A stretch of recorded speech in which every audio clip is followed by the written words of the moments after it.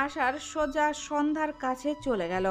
বেডে নিস্তেজ হয়ে শুয়ে আছে তার প্রিয়তমা। হুঁশ নেই। আশার পাশে গিয়ে টুল টেনে বসলো। বাঁ হাতে লাগানো ক্যানোলা। আশার সেই হাতটার উপর নিজের হাত ছুঁয়ে দিল।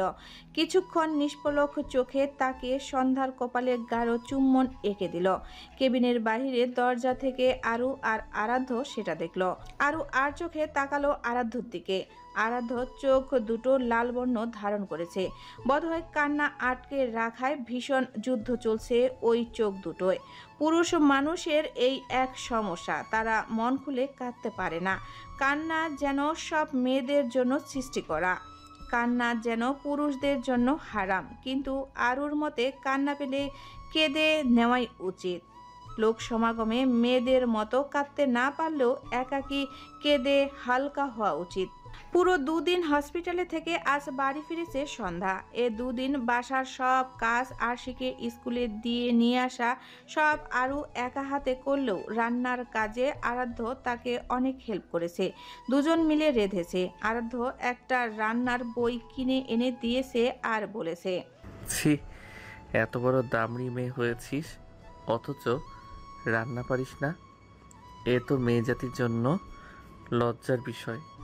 তোর জন্য মেয়ে জাতি লজ্জিত হবে, তা আমি কখনোই মানব না। হয় ফোন দেখে রান্না শিখবি, আর তা না হলে বই দেখে। রান্না কিন্তু তোকে শিখতেই হবে। সো শেখা স্টার্ট করে দে। আরু কয়েকক্ষণ বইটা হাতে নিয়ে দাঁড়িয়েছিল। এখন সকাল বিকাল বইটা মুখস্থ করে। এর মাঝে আজ আরুর কানে খবর আসলো আরাধ্যকে চট্টগ্রাম শহরে যেতে হবে কয়েকদিনের জন্য।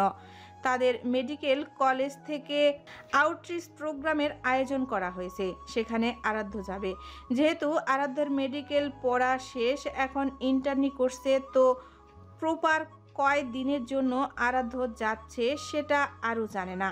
সেটা জানার জন্যই সে আরাধ্যর আশেপাশে বারবার ঘুরঘুর করছে। আরাধ্য ল্যাপটপে কাজ করতে করতে আরুকে বলল, যা তো আরু, ব্ল্যাক কফি বানিয়ে আন, উইদাউট চিনি, সেদিনের মতন চিনি। দুধ ঢেলে চা বানিয়ে আনিস না আবার। আরু বুঝে না এই পুরুষ মানুষগুলো কেন ব্ল্যাক কফি খায়। না আছে চিনি এতে আর না আছে দুধ এতে। জাস্ট গরম পানি ঢালো আর তার ভেতর কফি ঢেলে নিয়ে আসো। এটা কোনো কফি হলো? এজন্য বুঝি পুরুষ মানুষ এমন। তার গোষ্ঠীর সব পুরুষই এই ব্ল্যাক কফি খায়। গোষ্ঠীতে পুরুষ বলতে আসেই বা আর কে? তার বাবা চাচা আরাধ্য আর আয়ুষ। আয়ুষটাও আজকাল ব্ল্যাক কফি খায়। প্রথম দিন খেতে গিয়ে তো একেবারে ওয়াক করে সব ফেলে দিয়েছিল। তারপর আরাধ্যর দেখা দেখি একটু একটু করে খাওয়া শিখেছে। আরাধ্য এখনো আরুকে দাঁড়িয়ে থাকতে দেখে বলল, কিরে যা না, গিয়ে বানিয়ে আন, কাল তো চলেই যাব। আরু মুখ বাঁকিয়ে বলল, এমনভাবে বলছেন যেন একেবারে চলে যাচ্ছেন আর আসবেন না। আরাধ্য টি টেবিলের উপরে দু হাত রেখে বলল, ফিরে নাও তো আসতে পারি। গ্রাম এলাকায় যাচ্ছি, শুনেছি ওখানে নেটওয়ার্কও ঠিক মতো পায় না। আচ্ছা, কতদিনের জন্য যাচ্ছেন? 15 থেকে 17 দিনের জন্য। অনেক দিন। শান্তিতে থাকতে পারবি। আসলে কে কে যাচ্ছেন? আমি, সুমি, সৌরভ আর কিছু বড় ডক্টর। আমাদের চট্টগ্রামের দায়িত্ব এসেছে। আর বাকিগুলোর খবর জানি না, ওদের হয়তো অন্য বিভাগে পাঠানো হয়েছে। ও আচ্ছা, কাল বের হবেন কখন? আরাধ্য বিরক্ত হলো। ওহো, এত বকবক করছিস কেন? কফিটা নিয়ে এসে তারপর বকবক করে আরামসে শুনবো, তখন যা। আরও চলে আসলো কফি বানাতে। আসার আগে একবার সন্ধ্যার রুমে উকি দিল। মামুনি তার শুয়ে আছে। রুমে ঢুকে জিজ্ঞেস করলো, কিছু লাগবে মামুনি তোমার? কিছু বানিয়ে আনবো, খাবে? সন্ধ্যা পাশ ফিরে বলল, না না, কিছু লাগবে না। শরীর এখন ভালো আছে? হ্যাঁ। আচ্ছা, কিছু লাগলে আমাকে ডাকবে কিন্তু। আমি গেলাম তোমার গুণধর পুত্রের জন্য কফি আনতে। আরও এক কাপ ব্ল্যাক কফি বানিয়ে নিজের জন্য দুধ চিনি দিয়ে কড়া করে চা বানিয়ে রুমে ফিরে আসলো। কফির মুখ আরাধ্যর হাতে দিয়ে আরও আরাধ্যর পাশে বসে বলল, ওই শুনুন। আরও ধোয়া ওঠা মগ কফিতে চুমুক দিয়ে বলল, বল শুনছি। ওখানে গিয়ে আমাকে ভিডিও কল দেবেন, আমি দেখবো গ্রামটা। আরাধ্য ঠান্ডা চোখে আরুর দিকে তাকালো। একটু আগে এই মেয়েকে সে কি বলল? ওভাবে তাকাচ্ছেন কেন? দেবেন না ভিডিও কল? একটু আগে কি বলেছি আমি? কি বলেছেন? বলিনি ওখানে নেটওয়ার্ক পাই না ঠিক মতো, আর আমি ওখানে পিকনিক করতে যাচ্ছি না আরু। তাতে কি? ভিডিও করে রাখবেন। নেট পেলে হয় ভিডিও সেন্ড করে পাঠাবেন, আর তা না কল দেবেন। এত বুদ্ধি কই রাখিস তুই? ওই তো আপনার বেডের বালিশের তলায়। কাপড় গোছাবেন না? গুছিয়ে দে। ওকে, কি কি নেবেন বলুন, আমি গুছিয়ে দিচ্ছি। আরু আলমারি থেকে আরাধ্যর জামা কাপড় বের করলো। আরাধ্য মুখে মুখে বলে দিল। আরু সুন্দর করে সেই মোতাবেক আরাধ্যর জামা কাপড় প্যাক করে দিল। আজকের রাতটা একটু অন্যরকম ছিল। ডিনার শেষ করে রুমে এসেছে আরু আর আরাধ্য। রুমের লাইট নেভানো ছিল। রুমে ঢুকতেই তারা দেখছিল জানালার ফাঁক দিয়ে জ্যোৎস্নার আলো রুমটা আলোকিত করে তুলেছে। আরু লাইট জ্বালাতে গেলে আরাধ্য মানা করে জ্বালাতে। আরু জ্বালায় না। আরাধ্য চেয়ার নিয়ে গিয়ে বড় ব্যালকনিটায় গিয়ে বসে। পেছন পেছন আরু আসে। আগে থেকেই একটা চেয়ার এখানে ছিল। আরাধ্য ইশারায় বসতে বলে। আরু বসে আকাশের দিকে তাকায়। কি সুন্দর আকাশ! রাতের এই আকাশটা যেন এক বিশাল নীল স্লিকের চাদরে মোড়ানো। জ্যোৎস্নার আলো ঘরের মাঝে সোনালি রঙে ছড়িয়ে পড়েছে। আর পৃথিবী যেন সেই আলোতে স্নান করছে। দূরের গাছগুলোর শীর্ষ ভাগ সাদা আভায় আলোকিত হয়ে গেছে। আর নিচে মাঠে বাগানে যেন কোনো এক রহস্যময় শীতলতা ভর করছে। হালকা ঠান্ডা বাতাস আরুর গা স্পর্শ করে যাচ্ছে। মনে হচ্ছে প্রতিটি শ্বাসে এই শীতলতার মিষ্টি অনুভূতি শুষে নিচ্ছে। বাড়ির গেটের সামনে দারোয়ান তার লাঠি হাতে হাঁটছে, আর বাতাসে তার পদধ্বনি ফিকে হয়ে আসছে। রাস্তায় কিছু গাছের পাতা হালকা ঝরে পড়ছে। কি অপরূপ সেই দৃশ্য! আরও আর চোখে তাকালো আরাধ্যর দিকে। আরাধ্যকে মুস্কি হাসতে দেখে বলল, পাগলের মতো হাসছেন কেন? একটা জোকস মনে পড়লো সেজন্য। কিসের জোকস? বলা যাবে না। বললে কি হয়? না বললেই বা কি হয়? এখন তো আমি আপনার বউ। তো তো মানে আপনার সব বলা উচিত আমায়। ঠিক বলেছিস। আচ্ছা বলতো, পৃথিবীর সবচেয়ে সুন্দর সময় কোনটা? বলবো। বলতেই তো বললাম। প্রিয় মানুষটার সাথে এমনই এক রাত পাশাপাশি বসে কাঁধে মাথা রেখে হাতে হাত রেখে মুহূর্তটা ফিল করা। তাহলে আমরা এত দূরে কেন? আমার কাঁধে মাথা রাখ আর হাতে রাখ হাত, তারপর চল দুজন মিলে ফিল করি মুহূর্তটা। আরও মুখ বাঁকিয়ে বলল, আপনি আমার প্রিয় মানুষ নাকি? তাহলে কি অপ্রিয় নাকি? অবশ্যই। তাতেই আমি সই। অপ্রিয়র ভেতরেও প্রিয় আছে মেয়ে। তাতে কি? অর্থ তো আর এক প্রকাশ করে না দুটোর। মাঝে মধ্যে কিছু মানুষের মুখের ভাষা আই হেট ইউ হলেও তার অর্থ বের হয় আই লাভ ইউ। সো এসব শব্দ ডাজেন্ট ম্যাটার। বাট আমার কাছে ম্যাটার করে। সেটা তো তোর সমস্যা আরু, আমার নয়। তো সাবধান তো করার দায়িত্ব আপনার। আমার নিজের জীবনের সমস্যারই সমাধান বের করে কুল পাচ্ছি না, সেখানে তোর সমস্যার সমাধান মনে হয় না করতে পারবো। নিজের সমস্যার সমাধান নিজে করতে শেখ। বুঝলাম। কি বুঝলি? বুঝলাম। আমার ঘুমাতে হবে এখন, আমি গেলাম। আপনি আসেন, কাল তো আবার সফরে বের হবেন। তোর সাথে নিয়ে গেলে আমাদের হানিমুনটাও হয়ে যেত রে আরু। আরও চলে গেল। আরাধ্য আরও কিছুক্ষণ একাকী বসে থেকে রুমে এসে আরুর জামা ভেদ করে উন্মুক্ত পেটে হাত রেখে জোরে ধরল। আরও কেঁপে উঠল। কি হচ্ছে এসব? কিছুই হচ্ছে না আরু, জাস্ট কমন বিষয়। কেঁপে উঠছিস কেন এত? আমার শুশুই লাগছে। লাগুক, সেটা তোর সমস্যা, আমার নয়। জামার উপর দিয়ে রাখুন। না, আমি এভাবেই রাখবো। ঘুমা চুপচাপ। আরও আরাধ্যর দিকে ফিরল। এতে আরাধ্য আরুকে টেনে আরও নিজের কাছে টেনে আনলো। আরাধ্যের নিঃশ্বাস গিয়ে পড়ছে আরুর চোখে মুখে। আরাধ্য আরুর কাপা ঠোঁটটার দিকে একবার তাকালো, তারপর আলতো করে চুমু খেয়ে ফিসফিস করে বলল, ভালোবাসা প্রকাশবিহীন আমাদের এই টোনাটুনির সংসারটা এগিয়ে যাক আরও সহস্র বছর। তারপরও মুখে বলবো আরু তোকে আমি ভালোবাসি না, অথচ হৃদয়ে থাকবে অন্য কিছু। আরও আরাধ্যের বুকে মাথা গুজে চোখ বন্ধ করে ফেলল। সকাল ছিল অন্যরকম। মেঘলা আকাশ, দমকা বাতাস, সূর্যের দেখা নেই। ঘড়ির কাঁটা আটকে আছে 8-এ। সকাল 8:20 বাজে। আরও রান্নাঘরে সকালের ব্রেকফাস্ট বানাচ্ছে। রান্নাঘর থেকেই বসার ঘরের দিকে উকি দিতেই দেখলো আশার সন্ধ্যাকে ধরে নিয়ে আসছে। সোফায় সযত্নে বসিয়ে জিজ্ঞেস করছে। কিছু খাবে? আনবো? সন্ধ্যা অসুস্থ শরীরে মাথা এলিয়ে দিল আশারের কাঁধে। আশার মাথায় হাত বুলিয়ে দিল। আরও চোখ জুড়িয়ে আসলো। কত ভালোবাসা, কত আন্ডারস্ট্যান্ডিং তাদের মাঝে এই বয়সেও। আসলেই জীবনের চলার পথে একটা সাপোর্টিভ জীবন সঙ্গী খুব প্রয়োজন। আরাধ্য কি তেমন? মোটেও না। সে তো তাকে সহ্য করতে পারে না, আরও পারে না সহ্য করতে। আরও কথাগুলো ভাবতেই মন খারাপ হয়ে আসলো। খাবারগুলো টেবিলে সাজিয়ে আশার সন্ধ্যাকে উদ্দেশ্য করে বলল। মামুনি, বাবাই এসো, খেয়ে নাও। আশা সন্ধ্যাকে ধরে চেয়ারে বসিয়ে বলল। আরাধ্য কোথায়? ওরা ঘুমোচ্ছে। আজ রাতে তো চট্টগ্রাম যাবে। শুনলাম কাল। আরসি কোথায়? উঠে পড়েছে বোধহয়, নিয়ে আসছি ডেকে। আরু আশিকে ডেকে নিয়ে আসলো। আশার আরুকেও বলল বসতে একসাথে খাবার খাওয়ার জন্য। আরু বসলো না, বলল। আশার খাবার খেয়ে সন্ধ্যার মাথায় হাত রেখে বলল। মেডিসিন খেও টাইম টু টাইম। আমি তাড়াতাড়ি আসার চেষ্টা করব। কিছু খেতে ইচ্ছে করলে আমায় বলিও, আমি পাঠিয়ে দেব। সন্ধ্যা আশারের হাতের পিঠে চুমু খেয়ে বলল। এত উতলা হবেন না ডাক্তার সাহেব, আপনি নিশ্চিন্তে কাজে যান, শুধু টাইম টু টাইম ফোন করবেন, তাতেই হবে। আশার মুচকি হেসে আরশির গালে চুমু খেয়ে চলে গেল। আরাধ্যের ঘুম ভাঙল 10টার দিকে। আড়মোড়া ভেঙে ফ্রেশ হয়ে বসার ঘরে আসতেই আরুকে সোফায় বসে টিভি দেখতে দেখে বলল। বাবা চলে গেছে, হুম। খাবার দে। আরু প্লেটে খাবার বেড়ে দিল। আরাধ্য প্লেট টেনে বসে বলল। তুই খেয়েছিস? না। খাসনি কেন? খাবার বার প্লেটে, আর পাশে বস।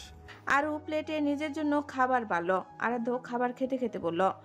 আমি তো থাকবো না, টাইম টু টাইম খাবার খেয়ে নিস, পড়াশোনা ঠিক রাখিস। কিছু খাবার হলে আমায় বলবি, আমি ব্যবস্থা করে দিব। কিভাবে? ম্যাজিক। রাতে তাড়াতাড়ি ঘুমাবি, এখন তো আর কেউ বিরক্ত করবে না। আসলে সেজন্য তোর উচিত আমায় ধন্যবাদ দেওয়া। কিন্তু দিতে পারছি না। কেন? বুঝতেছি না। আচ্ছা, পরে বুঝিস। আমার খাওয়া শেষ, আমি একটু বাহির থেকে আসছি। আরাধ্য চলে গেল বাহিরে। আরু প্লেটগুলো ধুয়ে উবুর করে রাখলো। মন মেজাজ ভালো লাগছে না, কেমন অস্থির অস্থির লাগছে। মনে হচ্ছে ভালো কিছু হবে না। অস্থিরতা নিয়েই সারা দিন কাটলো। সন্ধ্যার পর আরাধ্য রেডি হলো। এখন বের হবে সে। গাড়ি অপেক্ষা করছে বাহিরে। আরও নির্মেষের চোখে তাকে আছে আরাধ্যর দিকে। আরাধ্য সেটা বুঝতে পেরে চুলগুলো পেছনের দিকে ব্রাশ করতে করতে বলল। কিরে, আমাকে অনেক হ্যান্ডসাম লাগছে নাকি? পরক্ষণে হুশ আসতেই আরু ফের বলল। মোটেও হ্যান্ডসাম লাগছে না। তাহলে চোখ দিয়ে অমন গিলে খাচ্ছিস কেন?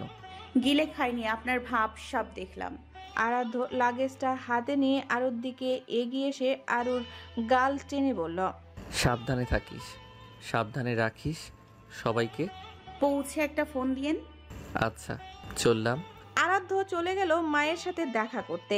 আরু বাড়ির গেট অবধি গিয়ে দাঁড়িয়ে রইল। আরাধ্য গাড়িতে ঢুকে হাত দিয়ে আরুকে বিদায় জানালো। আরুর কেন জানি বুক ফেটে কান্না পেল, চোখ ছলছল করলো। হাত উঁচু করে বিদায় দিল আরাধ্যকে। গাড়িটা চলতে শুরু করলো। যত দূর দেখা যায় গাড়িটা, আরু গাড়িটার দিকে তাকিয়ে রইল। রাতে আর খাওয়া খেতে পারলো না আরু। না খেয়ে ঘুমাতে চলে আসলো। অথচ ঘুম নেই চোখে। পুরো রুমে কি যেন নাই নাই। এখন বাজে রাত 1টা। চারিপাশ মেঘ ডাকার আওয়াজে মুখরিত হচ্ছে। অথচ আরুর মন আকাশেও আজ মেঘ জমেছে। একটু পর হয়তো বর্ষণও হবে। ব্যালকনিতে বসলো আরু। অভ্যাস কতটা বাজে হতে পারে তা আজ আরও বেশ টের পাচ্ছে। আরাধ্য তার অভ্যাসে পরিণত হয়ে গেছে। রোজ ঝগড়া, রাতে জড়িয়ে ধরা, কথায় কথায় টিস করা, সব জীবনের একটা অংশে পরিণত হয়ে গেছে। আর আজ কিছুটা সেই অভ্যাসে বিঘ্ন ঘটায় আরুর দম বন্ধ হয়ে আসছে। এটা কি ভালোবাসা? আরু তো আরাধ্যকে ভালোবাসে না, জাস্ট অভ্যাসে। এই অভ্যাসের নেশাও দেখছি মারাত্মক। আরু ফোনের গ্যালারি থেকে তার আর আরাধ্যের বিয়ের ছবি বের করলো। আরাধ্য আরুর দিকে তাকিয়ে আছে আর আরু মাথা নিচু করে। আরু আরাধ্যের ছবির উপর হাত বুলিয়ে বলল। এই প্রথম আপনাকে এত মিস করতেছি। এর আগেও তো আমরা দূরে ছিলাম, কই এমন তো হয়নি। তাহলে কি সুদূর চট্টগ্রামে যাওয়ার কথা শুনেই এমন হচ্ছে? কতদিন আপনার দেখা হবে না বলুন তো? ঝগড়া না করে কিভাবে থাকবেন? পেট ফেটে ব্লাস্ট হয়ে যাবে না? আপনাকে কিন্তু আমি সহ্য করতে পারি না। তবু একদিন না পেরোতেই কেমন খাঁ লাগছে। ঘুম তো নিয়ে চলে গেলেন সাথে। এখন কি আপনার ছবির দিকে তাকিয়েই রাত্রি পার করে দিব? বেয়াদব অসভ্য ছেলে। আরাধ্য এখানে এখন থাকলে আরুর মুখের এই কথা শুনে চেতে বলে উঠত। এই বেয়াদব মেয়ে, আমাকে বেয়াদব অসভ্য বলছিস কেন? কি করেছি? তোর ঠোঁটে চুমু খেয়েছি নাকি তোর সাথে ইয়ে করার চেষ্টা করেছি? লুচি মেয়ে। আরু হেসে ফেলল কথাটা ভেবেই। পুরো রাত নির্ঘুম কাটালো আরু। ভোরের আজান কানে আসতেই রুমে ঢুকে উজু করে নামাজ আদায় করে নেয়। তারপর বিছানায় শুয়ে ঘুমেরা এসে হানা দেয়।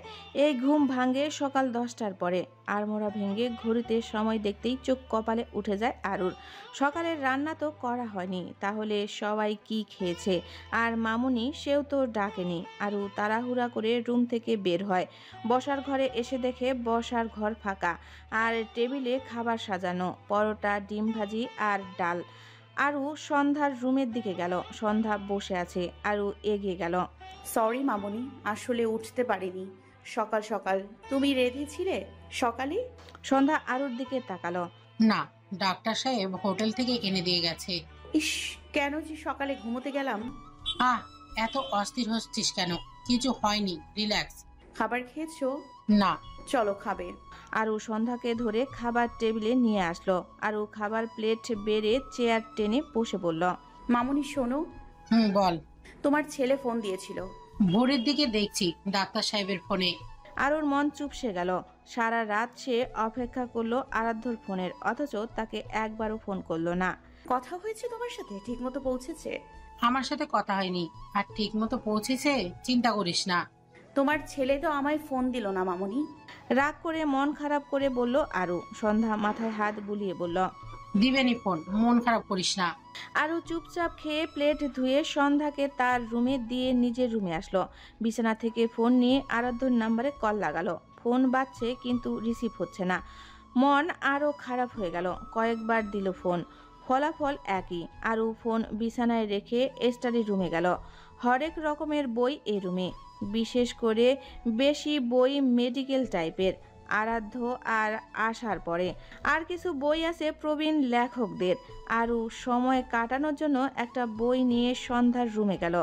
বাহিরে ঠান্ডা বাতাস বইছে। সন্ধ্যাকে নিয়ে সে বাগানে বসলো। বাগানের সবজি গাছগুলোতে আজ ছোট ছোট সবজি দেখা যাচ্ছে, যেমন মরিচ গাছে মরিচ, বেগুন গাছে বেগুন, পেঁপে গাছে পেঁপে, লাউ গাছে লাউ। কয়েকদিন গেলেই বড় হয়ে যাবে। আরু বইটা পড়ে সন্ধ্যাকে শোনাতে লাগলো। সন্ধ্যা শুনল। এদিকে আরশি স্কুলের ছুটির সময় হয়ে আসতেই ড্রাইভারকে বলল আরশিকে নিয়ে আসতে। ড্রাইভার চলে গেল আরশিকে আনতে। তবে আরশিকে একা আনেনি ড্রাইভার, সাথে এসেছে আয়ুষ। আরু আয়ুষকে দেখে ভ্রু কুঁচকালো। কিরে তুই এখানে? আয়ুষ বোকাশোকা মুখ করে বলল, কেন, ইউ ডিড নট হ্যাপি আমাকে দেখে?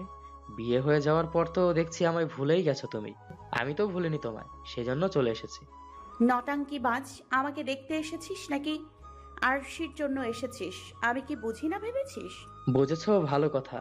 এবার সেটিং করাই দাও তোমার ননদের সাথে। জীবনেও না। আমার এই জীবনে তোমার ননদ ছাড়া যে বৃথা। তাতে আমাদের কি? আমি তো আমার ননদ তোর কাছে দিব না।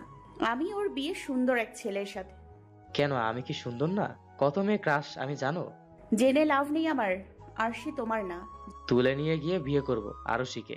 আমার সাথে বিয়ে না দিলে দেখো ঝাঁটা দিয়ে পিটামো। পিটাও, তাতেও রাজি। পাবনার সিট একটা ব্যবস্থা করে রাখবো। যা ফ্রেশ হ, আমি খাবার দিচ্ছি। আরু আয়ুষ আর আরশিকে খাবার দিল। দুজনের খাবার শেষ করে যে যার রুমে চলে গেল। রাতের দিকে আরু আবার ফোন দিল আরাধ্যকে। দুবার বেজে কেটে গেল, তৃতীয়বার রিসিভ হলো। এতেই যেন দেহে প্রাণ ফিরে পেল আরু। ওপাশ থেকে আরাধ্য বলে উঠল, হ্যালো আরু। মনে হলো কত বছর পর মানুষটার গলার স্বর শুনলো আরু। কি রে, শুনতে পারছিস? তো কথা বলছিস না কেন? আরু অভিমান জড়ানো কণ্ঠে বলল, ফোন দেননি কেন আমায়? বলিনি পৌঁছে ফোন দিতে? নেট সমস্যা করছিল রে। বাবাইকে তো ঠিকই ফোন করেছিলেন। তোকে ফোন দিয়েছিলাম, ঢুকছিল না। পরে বাবার ফোনে দিতেই ঢুকে গেল। বুঝেছি তো। কি বুঝেছিস? চিন্তায় রাখতে ভালো লাগে আমায়। ও মা, কেন? চিন্তা করছিলি নাকি আমায় নিয়ে? আরু থতমত খেয়ে বলল, করতেই পারি চিন্তা। কেন করবি চিন্তা? সেটা চিন্তাকেই জিজ্ঞেস করুন। এখন বলুন কি করছেন? কেবল ক্যাম্পে ফিরলাম, সারাদিন রোগী দেখে শরীর ক্লান্ত। খেয়েছেন? এসে খাইয়ে দিয়ে যা। হাত দিয়ে খাওয়ার মতন সময় ইচ্ছে করছে না নষ্ট করতে। খেয়ে নিন, ভালো লাগবে। সব ভালো লাগা বাসায় রেখে আসছি, সেখানে খাবারে আর কি ভালো লাগা থাকবে? মানে? আরাধ্য মুচকি হেসে বলল, মানে সিম্পল, বাবা মা বোনকে বাসায় রেখে আসছি, সেটাই বললাম। ও, মন খারাপ হলো আরুর। লোকটার জন্য সে মরিয়া হয়ে যাচ্ছে আর লোকটা তাকে মিসই করছে না। রাতে কেমন ঘুমালি? নিশ্চয়ই নাক ডেকে সকাল 10টা অবধি। আরুর রাগ দেখিয়ে বলল, হ্যাঁ, নাকে সরিষার তেল দিয়ে ঘুমাইছিলাম শান্তিতে সারা রাত। আমি ঠিক জানতাম। জেনে উপকৃত করলেন। কি করছিস? বসে আছি ব্যালকনিতে। আজ তো চোস্টা নেই, সাথে প্রিয় মানুষও নেই, তাহলে বেলকনিতে বসে কি করছিস? এমনি। মন খারাপ নাকি? থাকলেও তাতে আপনার কি? চেষ্টা করতাম ভালো করার। করুন তাহলে। গান শুনবি? শুনুন। হিন্দি গান? ওকে। মিনিং বুঝিস তো? আপনার কি আমাকে গাধা মনে হয় যে বুঝবো না? গাধাই তো তুই। গান শোনালে শোনান, তা না হলে আমি ফোন রাখলাম। আচ্ছা দাঁড়া, গিটারটা আগে নিয়ে আসি। গিটার? আপনার গিটার তো বাসায়। আরে সৌরভ নিয়ে এসেছে আসার সময়, ফোনে থাক। আরাধ্য গিটার চেয়ে আনলো সৌরভের থেকে। তারপর ক্যাম্পের বাহিরে চেয়ারে বসে গিটারে টুংটাং সুর তুলে গাইল।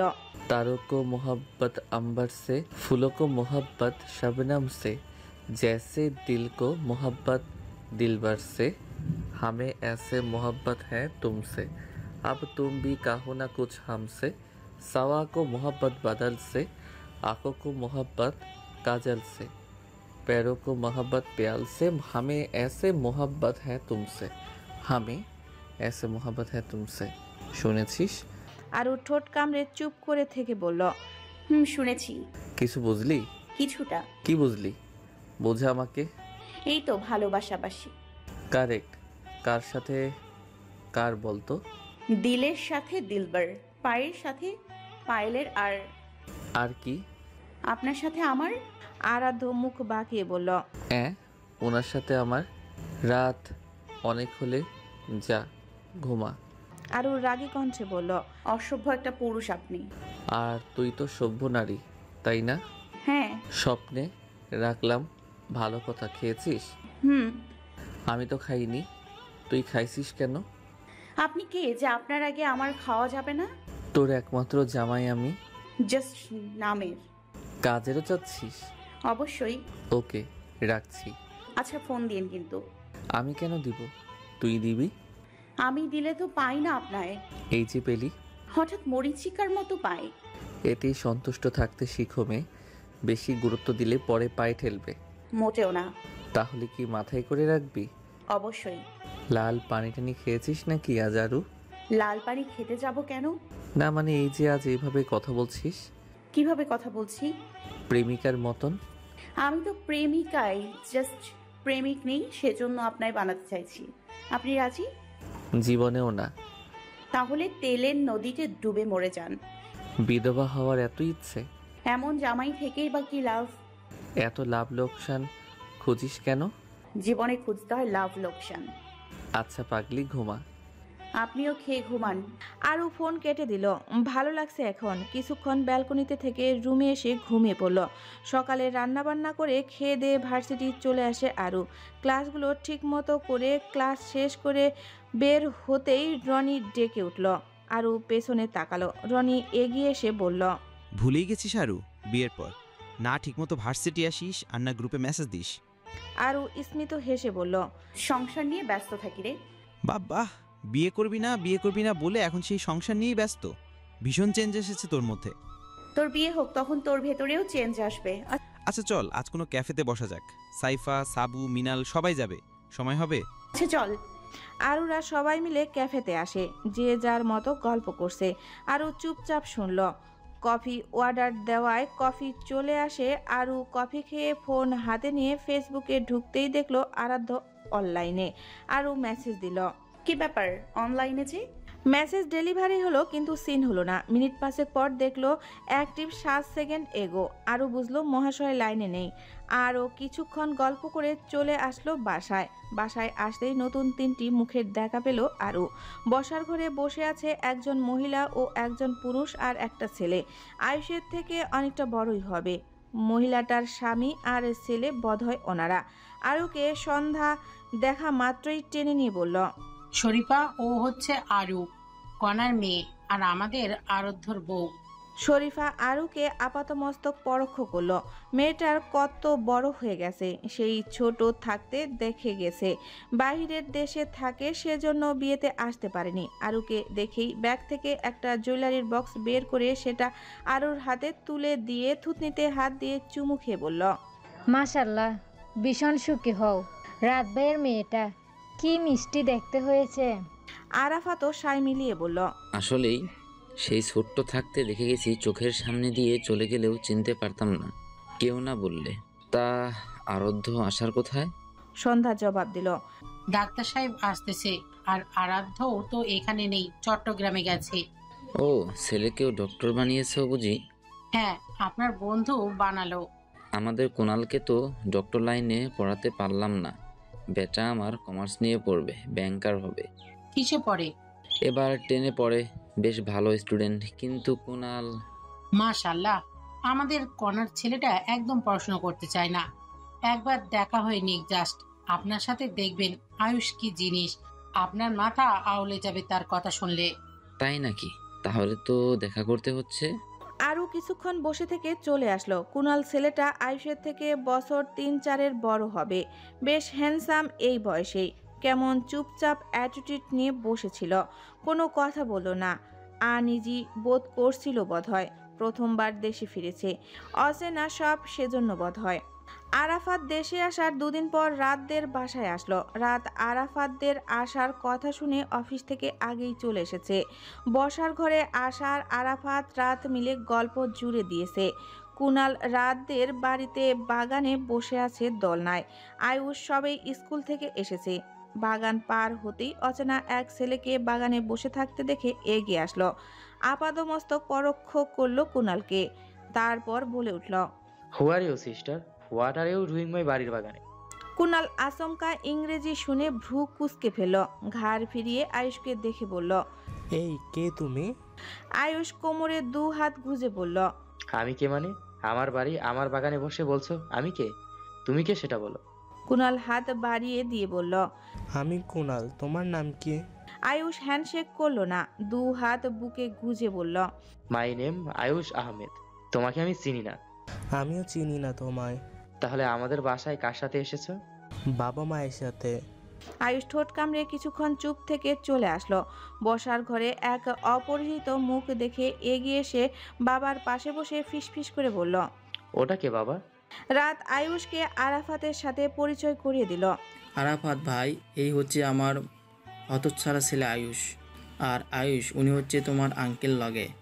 আরাফাত হাত বাড়িয়ে কাছে ডাকলো আয়ুষকে। আয়ুষের কাঁধ থেকে ব্যাগ খুলে আরাফাতের কাছে গেল। আরাফাত আয়ুষের মাথার চুল নেড়ে বলল, কেমন আছো চ্যাম্প? আয়ুষ মৃদু হেসে বলল, এই তো আঙ্কেল, সিঙ্গেল লাইফ যেমন চলে তেমনটাই আছি। আরাফাত ভ্রু কুঁচকে ফেলল। মানে? মানে? রাত আয়ুষকে থামিয়ে দিয়ে বলল, ওর কথা বাদ দাও ভাই, মেন্টাল তার সেরা। আয়ুষ, যা ফিরে গিয়ে রুমে। আয়ুষ বাবাকে মুখ ভেঙচিয়ে চলে আসলো ঘরে। সন্ধ্যার পর সবাইকে খেতে দেওয়া হলো। আয়ুষ খাচ্ছে আর কুনালকে দেখছে। হঠাৎ কি মনে হলো, আয়ুষ বলে উঠল, এই ছেলে, তুমি কিসে পড়ো? রাত চমকালো। এই, তুই কাকে এই ছেলে বলছিস?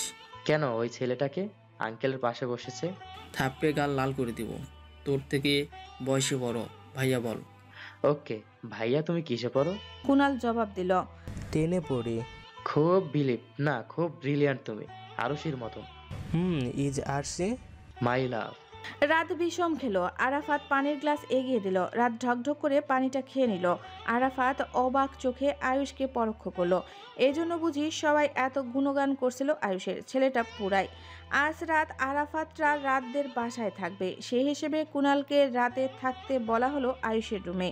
আয়ুষ তো কুণালের রুমে আসার পর থেকেই পড়ার চেয়ে বারবার আর চোখে দেখছে। কুণাল লক্ষ্য করলো সেটা। বিছানায় বসে বলল, কিছু বলতে চাও? আয়ুষ মাথা নেড়ে বলল, না। আচ্ছা একটা কথা বলো। বলো কি জানতে চাও?